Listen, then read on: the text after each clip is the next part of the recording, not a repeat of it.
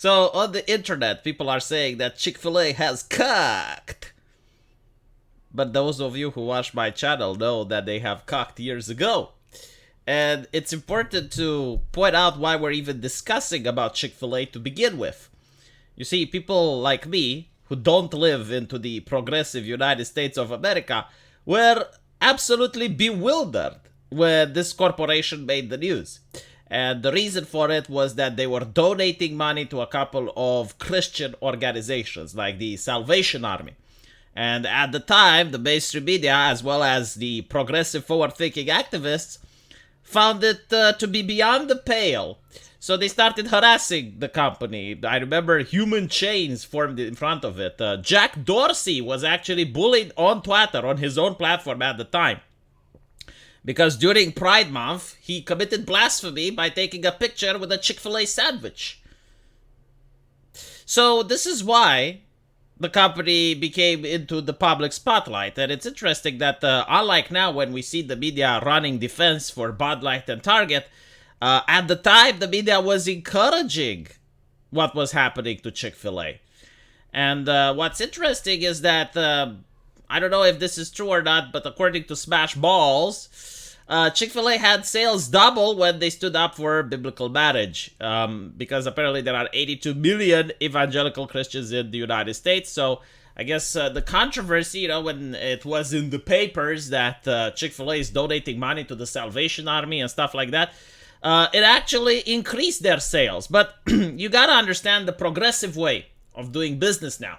If you look at what the World Economic Forum is talking about, half of it is conspiracy theories, right? Like you'll go to the World Economic Forum website and they talk about cashless societies, eating the crickets, digital ID, zoning, nothing, a lot of conspiracy theories. But if you go beyond that, they talk about the new way of doing economics, and they consider Milton Friedman to be Satan incarnate.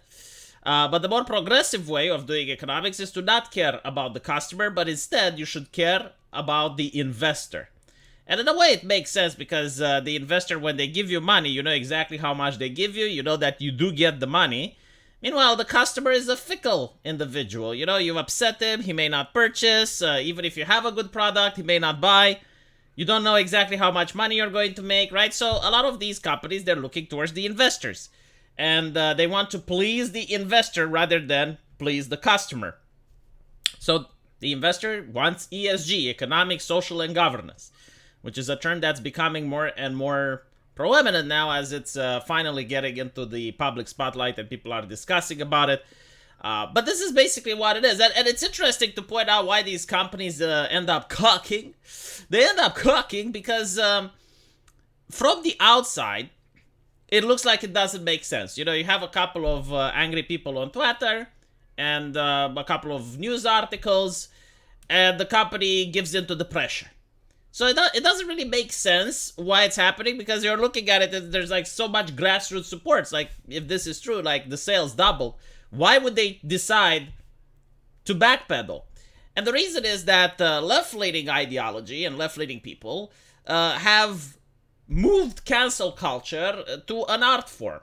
Like, they know exactly where to press in order to get the ultimate effect. They know exactly how to run a boycott to the point where, like, if you give in to their demands, they stop the boycott. They call it power mapping. Like, this is something that you can even find on Google. It's not secret or anything, but it's one of their tactics. So power mapping, I think I talked about it in a previous video, but it's an important thing for right-wingers to understand if they want to make sense of what's going on. Power mapping is like, if you have a person that says something edgy on Twitter and you want to get them fired, the first thing that they do is to find out where the person works.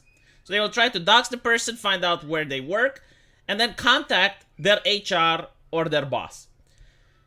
And they will try to get that person fired. Now, if it doesn't work, let's say the boss says, no, we like this individual, he's a very good person to the company, and we don't care about the jokes.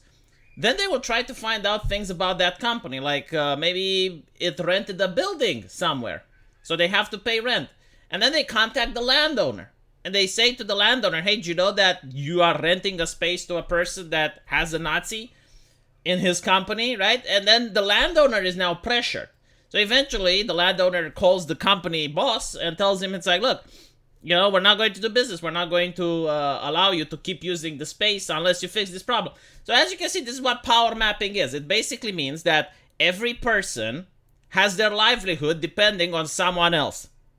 And they will look up the ladder until they find the weak spot, and they know exactly where to put the pressure in order to make the company force the individual out of a job, right? So like, this is how power mapping works. You find the person that's a problem, then you look, okay, who has power over them? If that person isn't willing to give, like, who has power over the other person, so on and so forth. And it's not just a ladder. It's usually like a spider web. Like, for example, okay, well, we didn't manage to get this person fired, but like, what else can we do? Oh, look, we can get PayPal to ban him and make sure that he can't use a credit card or whatever, right? Like, they will try different ways of attack into hurting people, ways that are legal, but they can completely ruin a person's livelihood, reputation, get the media to write slanderous articles on them, so on and so forth. So this is why you get to see companies like Chick-Fil-A eventually giving in. It doesn't make sense if you think like, oh, well, there's a couple of people that were protesting in front of them and a couple of news articles, and some individuals were upset on Twitter, but those weren't the customers, right? Like, the customers apparently decided to still do business with them. Sales numbers were doubled. So what is going on? Well, what's going on is, like, you don't know behind the scenes. Maybe the payment processor stepped in. Maybe the banks were starting to refuse to do business with them. Maybe you even had the suppliers that give them stuff were refusing to give their stuff in continuation. So this is the reality, right? Like, there is a whole new story that's happening behind the scenes that we do not know, of why a company that used to be donating to the Salvation Army and had like very Christian beliefs is now doing the whole progressive shtick. And as you can see, it's like complete diversity and inclusion commitment. This is the one that I like the most, by the way.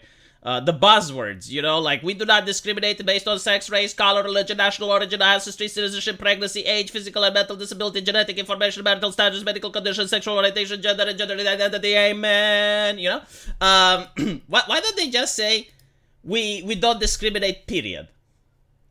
Right? Like, why can't you just not say, like, we do not discriminate here? You have to, like, okay, so, like, if a person doesn't fit the criteria, then you can discriminate against him? Like, if it's a smoker, you discriminate against smoker. Oh, no, wait, like, is smoking a medical condition? Like, what if you say that you're addicted? Like, you can actually use this in order to be an asshole at the company, and you're like, well, I have to smoke. I have a medical... I'm a drinker. I'm a chronic drinker. That's a medical condition. I'm a chronic alcoholic. I have to drink. I have to drink on the job. Look, your charter, your statement is that you do not discriminate against people with medical conditions. But again, part of the woke ideology is that you know what it means type of thing. It's not what they actually do not discriminate against. But anyway, right, let me know what you guys think. And as usual, I will see you in the comment section. Take care.